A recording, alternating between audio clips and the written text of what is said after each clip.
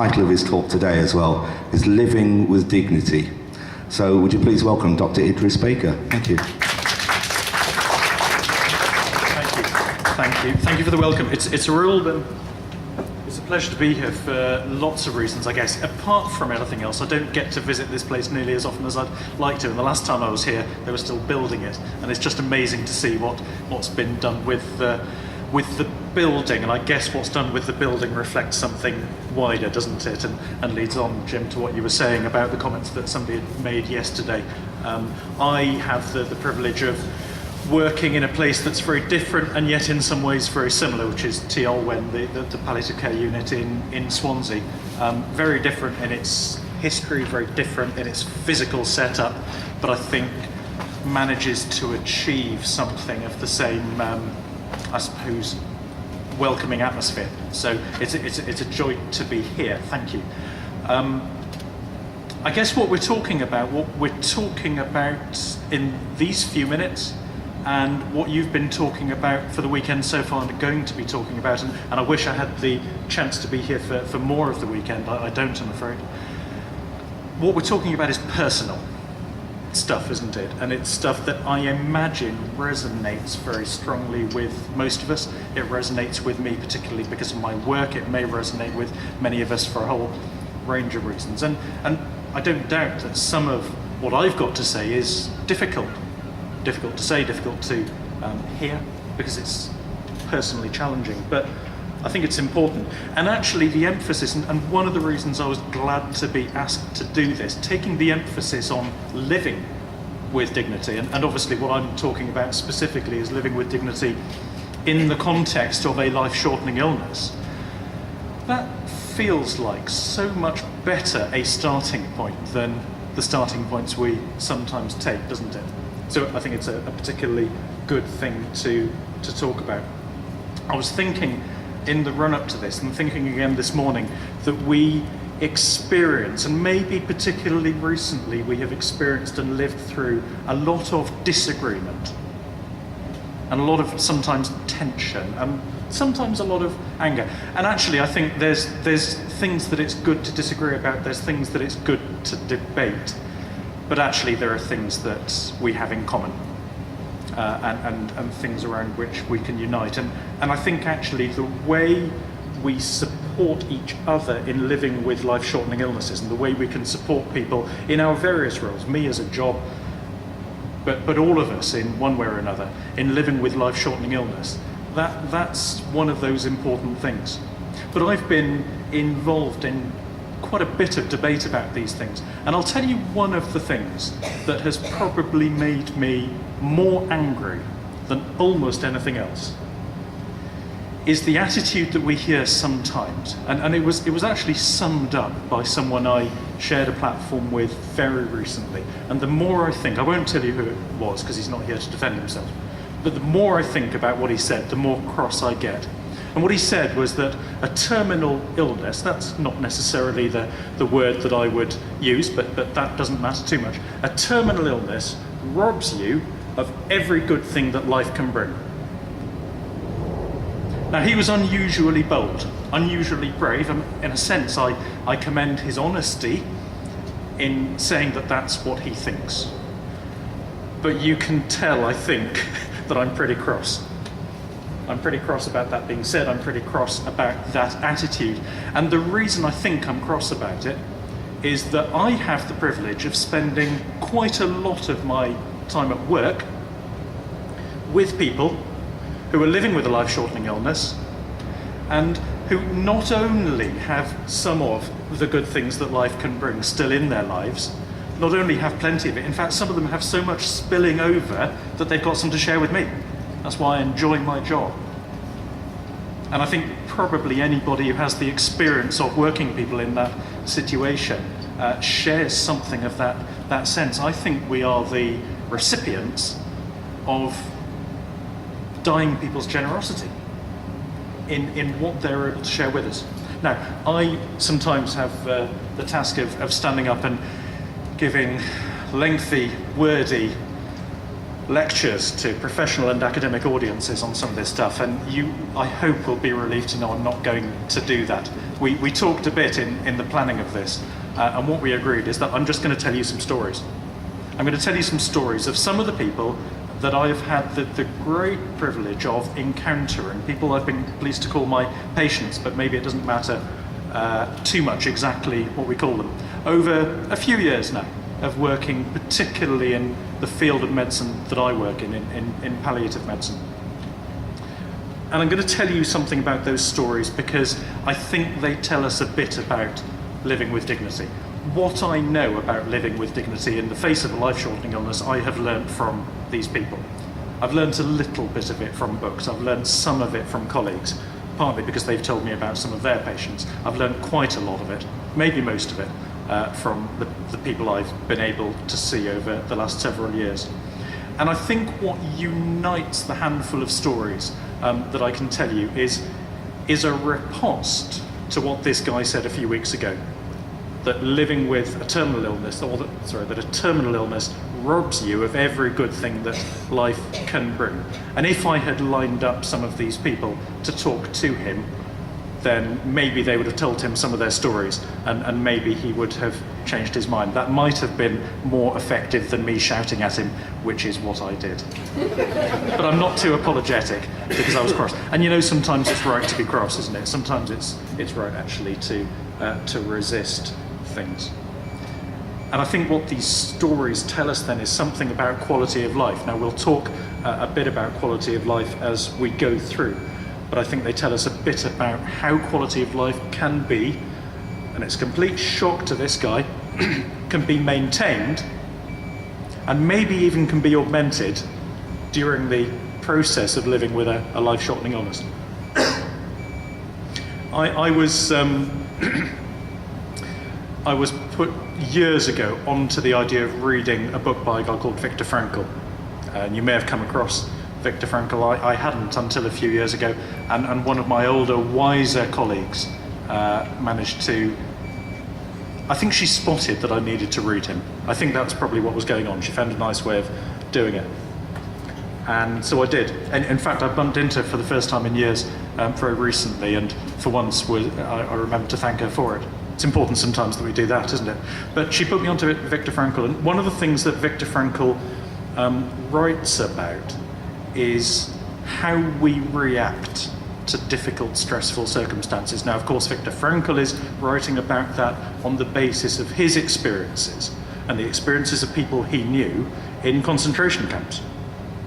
And perhaps uniquely horrific experiences, and it's very difficult to put oneself in his shoes and the shoes of his fellow inmates. And yet I think there's a certain amount of what he writes about their experiences that may have something in common with the experience of some people who live with a life-shortening illness. And one of the things he wrote was that the people who survived the camps were the people who found meaning in their experiences. Those who found meaning in what might seem at first glance to be meaningless, to have become completely devoid of meaning. You see the parallel. You see the parallel, because this is what is sometimes said of a life-shortening illness. It makes life devoid of meaning. Well, Frankl observed that the people who found meaning in this superficially apparently meaningless existence in the camps were the ones who survived, and the ones who lost all sense of meaning were the ones who didn't survive. And I think he's trying to suggest that there's a causal link there, that if you can preserve meaning, if you can relocate the sense of meaning that seemed to have been lost, then you're going to get through, somehow. Well, we're talking about living with life-shortening illness, so we're not talking about surviving in the physical bodily sense, but you're going to get through. And if you don't, then you're going to have problems.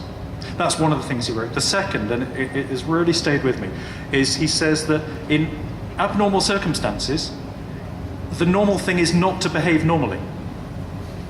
In abnormal circumstances, the normal thing is to behave abnormally, says Frankl. I think he's right. I think that's the fascinating thing for me in dealing with people who are in an experience that is universal, facing illness and death. We all do it, eventually, but is unique in that it's unprecedented in that person's own experience. They've not been here before.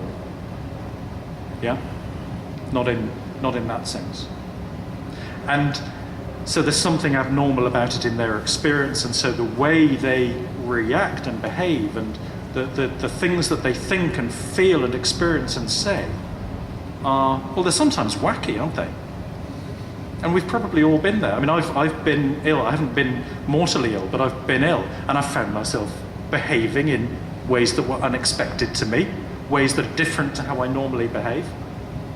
Well, what Viktor Frankl is saying is we shouldn't be surprised at that. That is how it is. And so the task of supporting people, supporting each other, is one of getting alongside in that situation, in that abnormal situation, in that response to it. So let me tell you some stories, and I could offer you thousands, and we'd be here a long time. So I've chosen some maybe representative ones, some of the ones that stand out in my memory, and I've obviously done the thing of taking enough poetic license with the details that even if you think you know who I'm talking about, trust me, you don't, because I've changed bits so you can't. Okay. I met somebody called Dave. Now I'm going back about 15 years. I'm still quite young, so I was then very young, and quite new at this game.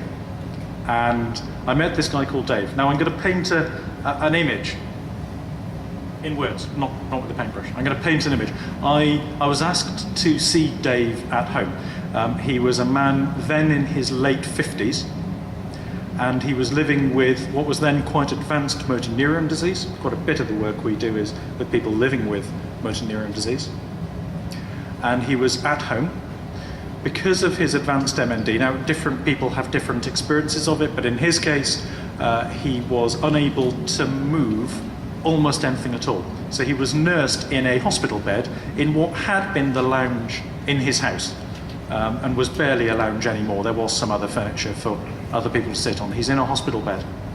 He's unable to breathe for himself, so he's ventilated via tracheostomy. He's unable to feed himself, so he's fed via a tube into his stomach. The one thing, well, two things actually he can move is he can blink and move his eyes, and he can still just about move his right hand. Limbs otherwise really can't do anything.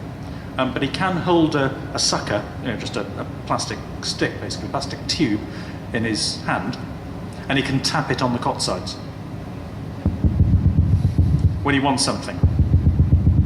That starts to get quite irritating quite quickly, doesn't it? Dave knew how to get attention, okay, when he needed something. My ventilator's set to 12 breaths a minute, that's a bit too slow. The next setting's 13, that's a bit too quick. Will you turn it up? Will you turn it down? My bed's at 45 degrees, it needs to be 46. 46 is a bit too upright, will you put it down a bit? Yeah? This guy's got force of character, yeah? And knows, in spite of these massive limitations, knows how to get help. Now, I walked into Dave's house. I remember walking through the front door and looking down the hallway and seeing this scene, and it had been described to me before I went. Anybody want to take any guesses as to what I thought Dave's quality of life was like at that moment? Anybody brave enough?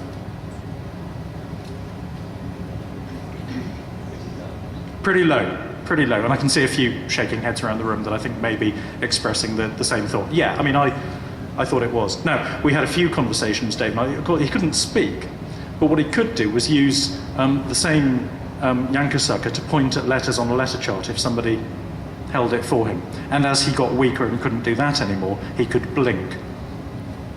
You can communicate one way or another with almost anybody. And most of them, you can do it in words. I mean, even if you can't do it in words, you can do it in other things. But most people can actually find some way to communicate words. Just a complete digression, but I remember a lady in her mid-80s, very newly diagnosed with motor neuron disease, who was thought to be unconscious, but actually she just had her eyes shut, but she couldn't move a muscle. So if you can't move a muscle and your eyes are shut, then you look a bit unconscious, don't you? But she wasn't actually. And she could move a little bit, as it turns out. Her right foot, she could just do that with her right foot in the bed. So a very smart speech and language therapist came along and found a big panel switch, a low pressure panel switch, clamped it to the cot side in her bed. All you've got to do is touch it. You don't have to move much to operate the switch. And it beeps when you operate it. And the nurses turned her to a bit of an angle in the bed so that her foot was up against the switch. And she could do 1 beep for yes and 2 beeps for no. And we had a conversation about death and dying and end-of-life care and preferred place of care and symptom control needs and her fears and anxieties, and she did it all with this. I mean, you can find ways to communicate. It takes a bit of time, I'll tell you that. It takes a bit of time, it takes a bit of effort, and sometimes takes a bit of imagination, like that speech therapist showed. So Dave could communicate, although he couldn't speak. Now that became important because one of the things that had happened was some decisions had been made about what would happen in the event of various kinds of emergency. And the thing about living with a life-shortening illness is that these things they're no longer if, they're when. It's not if I deteriorate, it's when. It's not if my heart and my breathing stop, it's when. It's going to happen. For Dave, it was going to happen quite soon. And somebody had very thoughtfully made decisions in the event of such and such happening. And the way these things have been recorded, because the staff were concerned, the decisions seemed a bit erratic. They seemed a bit wonky, to be frank. And so the staff were concerned and they asked me to help. And so I went to see where these decisions had been recorded. And it was recorded, it's red pen, it's block capitals. Yeah, somebody's really trying to make a point here in the red pen and the block capitals. It's a bit shouty, isn't it? But it was also clear, so that's useful. In the absence of Dave's known wishes, it should be assumed that ... What does in the absence of his known wishes mean? Well, it means no buggers asked him, doesn't it? Yeah? So, okay, we had conversations about it, using his Yankeesucker and his letter chart, and it was quite, I mean, it was tiring for me, it was much more tiring for him, so you can only do it a few minutes at a time, because he needs a bit of a rest then, so you take it piecemeal, but you can do it, you have these conversations. And we had lots of conversations, but one of them goes straight to the heart of my reaction when I walked in that front door, and saw him, and saw the scene that had been described to me, but now I'm seeing it for myself. And I made the judgment I made, I put my hand up to it, about his quality of life. And I had the opportunity to ask Dave about his quality of life. And he pointed around the room, and he pointed to the photographs of that lined the walls, photographs of the holidays that he and his wife had had when he'd retired early, the mountains they'd climbed. And that was 2, maybe 3 years earlier. And he said, that's what gave quality and meaning to my life then. Okay, good. And I thought maybe he's living on his memories. Maybe that's helpful for him, that's a good thing. He said, my quality of life now is as good as it was then. And my jaw was on the floor. Okay, utterly gobsmacked. My quality of life is as good now as it was then. And I think he probably sensed my bewilderment. So he went on to explain. He says, what gives quality and meaning to my life now is that my family are around me, and my daughter can put a bit of beer in through my feeding tube. You get a syringe that fits about 50 mils of beer, you put it in. He said, I belch. I can't taste it in my mouth, but I belch. I get the hoppy aroma. I'm a real ale fan, so I like that. That's a little bit of the pleasure I used to have in my real ale. And the cat jumps up on the bed and it purrs, and when it purrs the bed shakes because it's a big cat, and I like that because I like my cat. And that's what gives quality and meaning to my life now. And my quality of life is as good, he was absolutely insistent, is as good now as it was then. Words are one syllable. Nice and clear. Okay? Utterly humbling. The most humbling experience I think of my career to date. I tried painting this picture, incidentally, for a handful of academic neurologists down the years. And one of them said, oh, well, you're asking the wrong quality of life question, because that can't be the right answer. One of them said, oh, well, his MND is causing his brain to fail. He doesn't know what he's saying. And they're both wrong. They're both wrong. Okay? He knew exactly what he was saying, and it was the right question. How's your quality of life? That's quite a good question for finding out what somebody's quality of life is like, I think. He was really clear. Now, what he had done, I think unilaterally, largely, and with some support from his family, was a process, I guess, of reconciliation. A process of inner reconciliation. There's a very, very smart guy called Kenneth Kalman. Used to be chief medical officer in England in the 90s. You may have come across him. And he wrote extensively about what quality of life is. And he described quality of life as being reflective of the congruence between hopes and expectations and the reality of their achievement. It's reflective of the congruence between hopes and expectations and the reality of their achievement. So what he's saying is you've got these two terms, and there's a gap between them. And the bigger the gap, and they call it the Kalman gap after him, the bigger the gap, the less good your quality of life is.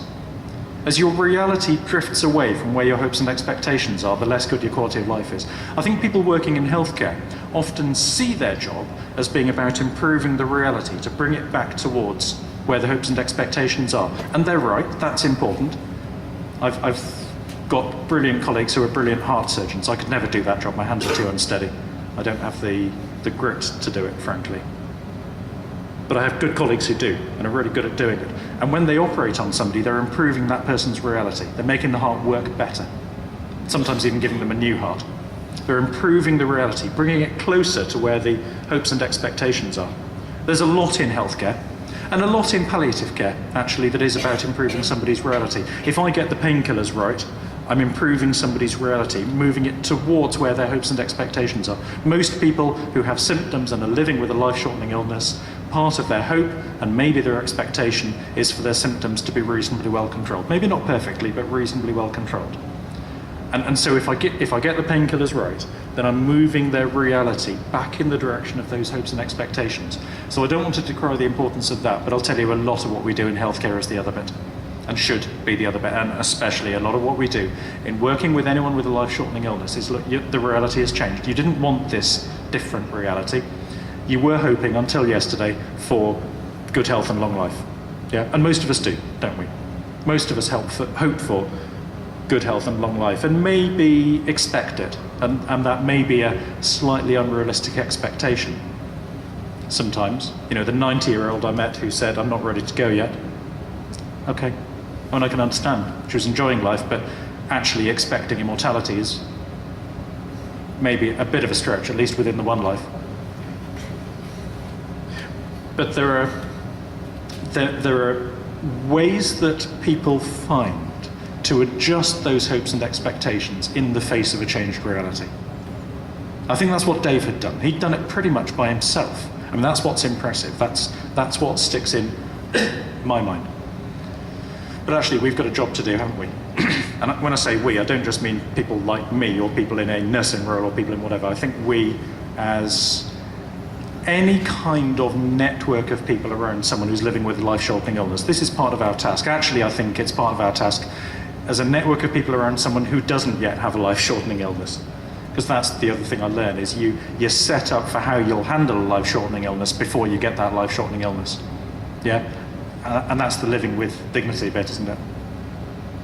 If you go into the experience of having a life-shortening illness set up in a way that you know how to, you are equipped to, with the right support, reframe hopes and expectations as reality changes, then you get through. Then you get through it. That was Dave. I've got some other stories. I met somebody a few years ago, not as a patient, but as a debating sparring partner, I would guess, a doughty campaigner, and I disagree with her on almost everything, and we got on quite well anyway, I think. She did actually, after this public debate, she subsequently went to the press saying that I was genuinely wicked for the views I'd expressed, so maybe we didn't get on quite as well as, she's an atheist, I'm a hardline Calvinist, so being called genuinely wicked, I wear it as a badge of honour, to be honest. She knows something about Calvinist theology, maybe. But one of the things she said to me when we were getting on well, was that she said, when I was 35, I thought that to be 85 and half blind and half deaf, these are her words, not mine, to be 85 and half blind and half deaf would be intolerable. And now I'm there. And it's not brilliant, but it's not so bad. Now, again, she taught me something important, and it's something that we see, and I think it relates a bit to what we learned from Dave, is that we change our view of what we put up with, what we don't put up with. We change our view of the experience of things. Physical limitations that we might, in our prime, in good health, in our youth, think of as beyond the pale. I couldn't ever cope with that. Yeah, I mean, we may not want them to happen when they happen, But actually we discover, yeah, okay, I can get through this. I can shift my hopes and expectations to match this changed reality. But I may need some support in doing it from the people around me. Family, friends, professionals, whoever they might be. I met somebody recently who was a patient, young woman,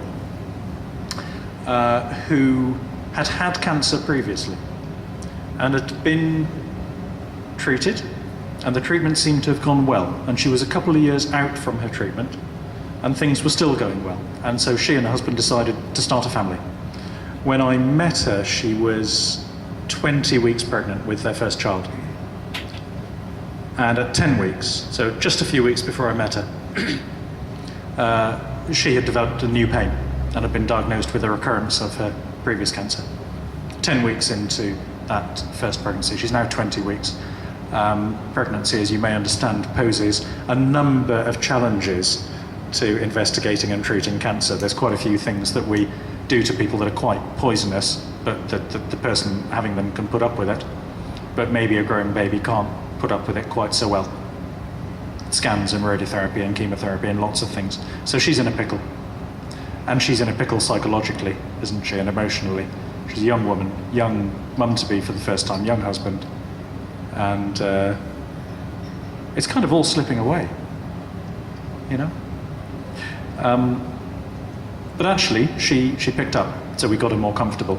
And the very smart oncologist found some treatment that she could have while she was pregnant to try and keep the cancer in check. It was clear by now that nobody was going to be able to cure the cancer. There's nothing you could cut out. There's no way you could get rid of this. But they were able to find some treatment that she could have that wasn't going to harm the baby or her, and that would help to keep the cancer in check. That's a remarkable gift that the smart oncologist had. I don't envy their job. But the pain she had was in her right shoulder. She's right-handed. And her focus, this will tell you something about living with dignity. Her focus, she knows that she's not going to live long. She knows that she may or may not see the baby's first birthday. She knows that she probably won't live long enough for this baby to remember her by the time it's grown up. Okay? That's what she's experiencing. Her focus is to keep this arm comfortable enough and working well enough to be able to hold him. That's her focus. She can find ways around other things. She wants to be able to hold her baby in her right arm and feed.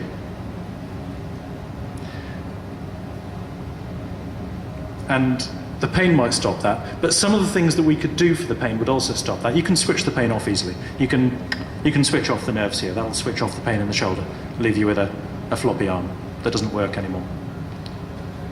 So she said, well, we're not going to do that because I want to be able to use this arm, and so I need to find a balance. This is living with dignity, isn't it? This is living with dignity in the face of a life-shortening illness. She got to a point where, because of the damage caused to the nerves by the cancer itself, she couldn't actually use that right arm anymore. She said, it's okay, I'll switch to my left, that's okay now. I'm going to reframe my hopes and expectations in the face of this changed reality. I'm going to reframe my hopes and expectations on this specific question of which arm I use to hold my baby. That's okay. Yeah, that's living with dignity. One more story. I met somebody, now again this is going back many years to when I'd only been working in palliative medicine for a very few weeks at this stage. And again, I'll paint you a scene. It's a Friday afternoon. I'm working in a nice hospice, lovely hospice in the middle of England. And we have a woman who is 60, we'll call her Dawn. And Dawn is 60. Dawn, until 3 months ago, has been working as a fitness instructor. She's a very, very fit, healthy 60-year-old. She's helping to keep other people fit and healthy. And she had been catastrophically taken ill. She turns out, in a nutshell, to have a brain tumour that is now progressing quite rapidly. It had very quickly made her weak down one side of her body, as if she'd had a stroke, except that unlike a stroke, it's getting worse, not better, over time. By the time I met her, in fact, she was so weakened by this that she was in bed, she was fully dependent on nursing care, and she was in the deepest of distress. Her communication was quite limited. She couldn't speak, she could communicate in some other ways. Just her eyes was really enough to tell you something about the depth of distress that she experienced it. And it was unremitting, and it was seemingly unremediable. And this scene, I think, from very early in my career, would seem to be a bit of a challenge, wouldn't it, to everything I've said? Because she didn't put it in these words, because we hadn't quite had this conversation. But what I think she might have said to me, if, as she was then, if she was here now, is that doesn't help me. None of what you said, that's great for them, none of that helps me. Somehow, on the Friday afternoon, it's always a Friday afternoon, somehow it came to light that she, you know, we'd been wondering why there seemed to be so few people around. A lot of people in that situation have a lot of visitors. She didn't have a lot of visitors. We knew that she was single, she hadn't had children, but there was no one who seemed to come. And we discovered somehow, and I can't remember how to be honest, that she had an estranged brother. She was 60, her parents had died, but she had an estranged brother. She hadn't seen him for more than 10 years. We didn't know the detail. But we didn't know the detail of the estrangement, but we had a little bit of detail of him. All I had was a name and a rough part of the world, and I knew who he banked with. And so I phoned his bank manager on the Friday afternoon. I said, I need to find this guy. And he said, well, we can't find him, and I can't tell you anything. And you know, you just get a sense in a conversation sometimes of what's going on. And I worked out, actually, the reason this guy uses his banker as his proxy is that he doesn't particularly want to be found. And the reason it's his banker is that his business dealings are colourful. And he is used to the fact that he has to occasionally make himself unavailable and uncontactable by the people who might be looking for him. I don't know whether that's the authorities or his creditors, I don't know which. But anyway, people were looking for him and he didn't want to be found. And it was one of those moments, 3 o'clock on the Friday afternoon. I know the rules about confidentiality. And I knew that I shouldn't tell him anything about who I was or why I was looking for this man. They were estranged. She absolutely couldn't give her consent to this disclosure of any information about it. I thought, I'm going to anyway. I don't usually break rules like that. I did that day. I said to the bank manager, look, this is why I need to find him. He said, leave it with me. I mean, of course, he knew exactly where he was. He had him on speed dial. He phoned him. The brother was there 9:30 on the Saturday morning. He travelled 200 miles overnight. He was there 9:30 on the Saturday morning. By Monday, I mean, it was a crooked smile because half her face is quite weak. It was a crooked smile, but she's smiling. She's not distressed. She doesn't want to die anymore. I mean, she knows she's going to. She can accept that. She doesn't want to die anymore. She no longer believes that the only way to alleviate the distress that she feels is for her life to end. She now knows that this life can actually bring with it some quality, in spite of all of those limitations, some meaning, in spite of all of those limitations. She's found it specifically through that reconciliation over that 48-hour period with her brother. That's how she's found it. But she's come to realise something more than that, which is, it's not just that I can be reconciled to my brother, it's that life, even in these horrific circumstances, as she up until then had always seen them, even then, that my life can have meaning, my life can bring new things. So these are all people who have gone through that inner reconciliation, I think, who have done something, and they've had support in doing something to reframe hope and expectation in the light of a changed reality. And that, I guess, is what I take away from my experiences to date anyway. And I've got a bit of time, hopefully, yet to work yet, so I may learn some other things, but that's what I've learned so far. It's tempting to think that when the things we've hoped for are things we can no longer have, that we are now hopeless, that hope is unattainable as a thing, and we don't have to. And we don't have to collude with the people we support in thinking that either. We can instead support them in reframing, in finding new hope and finding new meaning. I think that's our job, but we get to choose. I think that's our job. Thanks.